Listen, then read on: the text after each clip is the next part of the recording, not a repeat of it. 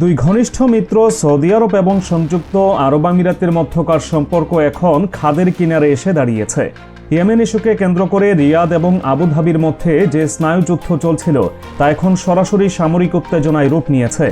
Saudi আরব অত্যন্ত কঠোর ভাষায় সংযুক্ত আরব আমিরাতকে ইয়েমেন থেকে তাদের সমস্ত সেনা সরিয়ে নেওয়ার জন্য মাত্র ২৪ ঘন্টার চূড়ান্ত সময়সীমা বেঁধে দিয়েছে। এই আলটিমেটাম আসার পরপরই ইয়েমেনে নিজেদের সামরিক মিশন সমাপ্ত করার ঘোষণা দিয়েছে আমিরাত।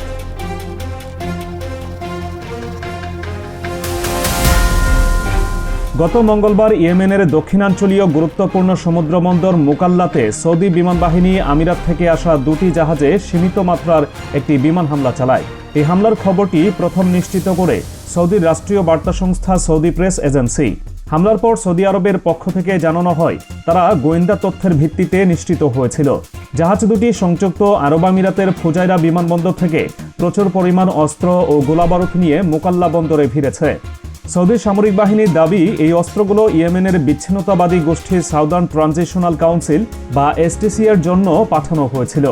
রিয়াদ এই পদক্ষেপকে তাদের নিরাপত্তার জন্য হুমকি এবং ইয়েমেনের সার্বভৌমত্বের লঙ্ঘন হিসেবে দেখছে।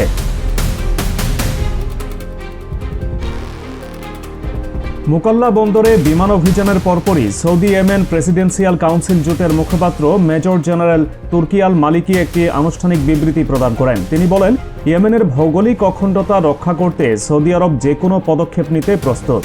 জেনারেল মালিকি স্পষ্ট করে বলেন, ইয়েমেনের বৈধ সরকার হল প্রেসিডেন্সিয়াল কাউন্সিল এবং এর বাইরে অন্য কোনো সশস্ত্র গোষ্ঠীকে মদদ দেওয়া বা অস্ত্র সরবরাহ করা আন্তর্জাতিক আইনের পরিপন্থী।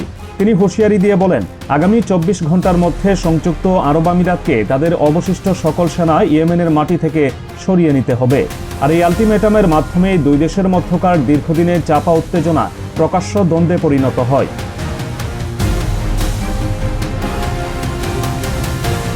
এই সামরিক উত্তেজনার প্রভাব রাজনৈতিক অঙ্গনেও ব্যাপকভাবে পড়েছে। ইয়েমেনের প্রেসিডেন্সিয়াল কাউন্সিলের প্রধান রাশেদ আল আলিমি মুকাল্লায় সৌদির বিমান অভিযানের পর বড় সিদ্ধান্ত নিয়েছেন। তিনি সংযুক্ত আরব আমিরাতের সঙ্গে স্বাক্ষরিত দীর্ঘদিনের প্রতিরক্ষা চুক্তিটি আনুষ্ঠানিকভাবে বাতিল ঘোষণা করেছেন। আল আলিমি একটি বিবৃতিতে অভিযোগ করেন, সংযুক্ত আরব আমিরাত মিত্রতার আড়ালে ইয়েমেনের অভ্যন্তরীণ রাজনৈতিক পরিস্থিতিকে অস্থিতিশীল করে তুলছে। তার ভাষ্যমতে, আমিরাত ইয়েমেনের বিচ্ছিন্নতাবাদী দল এসটিসিকে রাষ্ট্রের বিরুদ্ধে বিদ্রোহ করার জন্য উস্কানি দিচ্ছে এবং তাদের সামরিক সহায়তা দিয়ে ইয়েমেনকে বিভক্ত করার চেষ্টা করছে। এই চুক্তি বাতিলের ফলে আমিরাতের জন্য ইয়েমেনে অবস্থান করার আইনি ভিত্তি আরও দুর্বল হয়ে পড়ে।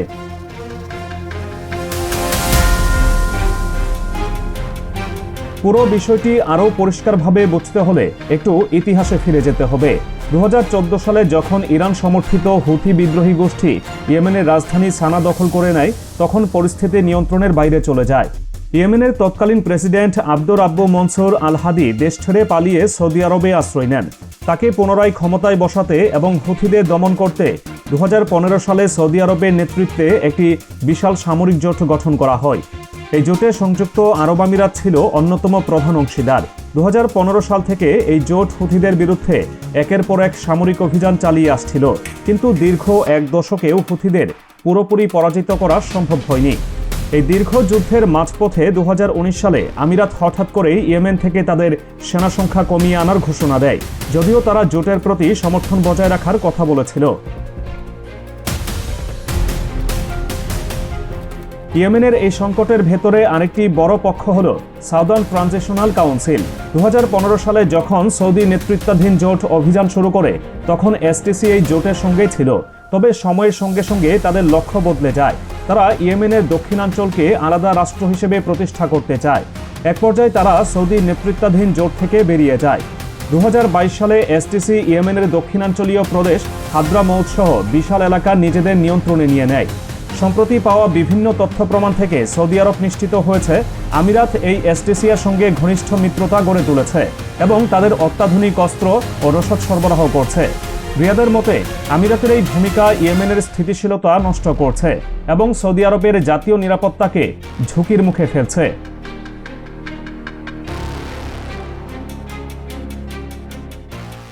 সৌদি আরবের এই কঠোর আলটিমেটাম এবং মুকাল্লা বন্দরে জাহাজ ধ্বংসের ঘটনায় সংযুক্ত আরব আমিরাত দ্রুত প্রতিক্রিয়া দেখিয়েছে। আমিরাতের প্রতিরক্ষা মন্ত্রণালয় থেকে জানানো হয়েছে, তারা ইয়েমেনে তাদের চলমান সামরিক মিশন সমাপ্ত করতে যাচ্ছে। দেশটির সরকারি বার্তা সংস্থা ওয়াম এই খবরটি নিশ্চিত করেছে। আবুধাবি জানিয়েছে তারা তাদের সেনাদের ইয়েমেন থেকে ফিরিয়ে নেওয়ার প্রক্রিয়া শুরু করেছে।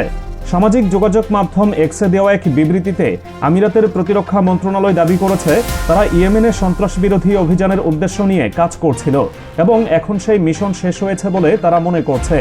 যদিও আন্তর্জাতিক পর্যবেক্ষকদের মতে সৌদি আরবের সামরিক চাপ এবং 24 ঘন্টা সময়সীমা বেঁধে দেওয়ার কারণেই আমিরাত তড়িঘড়ি করে এই সেনা প্রত্যাহারের সিদ্ধান্ত নিয়েছে।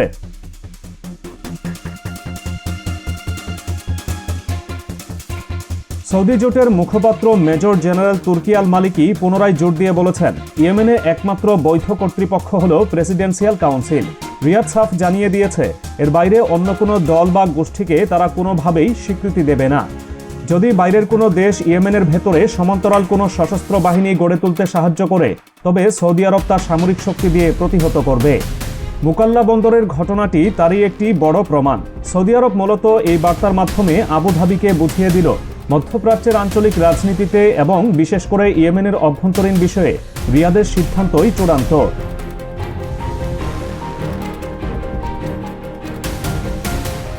বর্তমানে ইয়েমেন থেকে আমিরাতি সেনা প্রত্যাহার প্রক্রিয়া শুরু হওয়ায় যুদ্ধের ময়দানে একটি বড় শূন্যতা তৈরি হতে পারে। তবে সৌদি আরব এবং ইয়েমেনের প্রেসিডেন্সিয়াল কাউন্সিল এই পরিস্থিতি সামাল দিতে নতুন পরিকল্পনায় কাজ করছে। আমিরাতের এই প্রস্থান দীর্ঘদিনের যুদ্ধের একটি নতুন অধ্যায় শুরু করলো।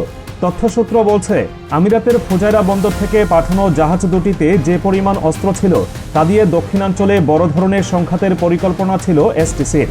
সৌদি আরবের সময়োপযোগী হস্তক্ষেপ সেই পরিকল্পনা নস্যাৎ করে দিয়েছে বলে মনে করা হচ্ছে।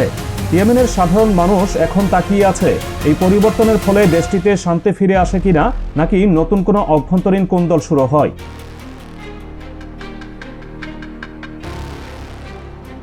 সৌদি আরবের এই কঠোর অবস্থান বলে দিল তারা প্রতিবেশী দেশগুলোতে তাদের প্রভাব এবং নিয়ন্ত্রণ বজায় রাখতে যে কোনো ত্যাগ স্বীকারে প্রস্তুত। ইয়েমেন সংকটে শুরু থেকে শেষ পর্যন্ত সৌদি আরব যেভাবে নেতৃত্ব দিয়ে আসছে তাতে আমিরাতের এই ভিন্নমুখী অবস্থান ফাটল ধরিয়েছিল। কিন্তু সর্বশেষ আলটিমেটাম এবং আমিরাতের নতি স্বীকারের মাধ্যমে রিয়াদ আবারও তাদের শ্রেষ্ঠত্ব প্রমাণ করল।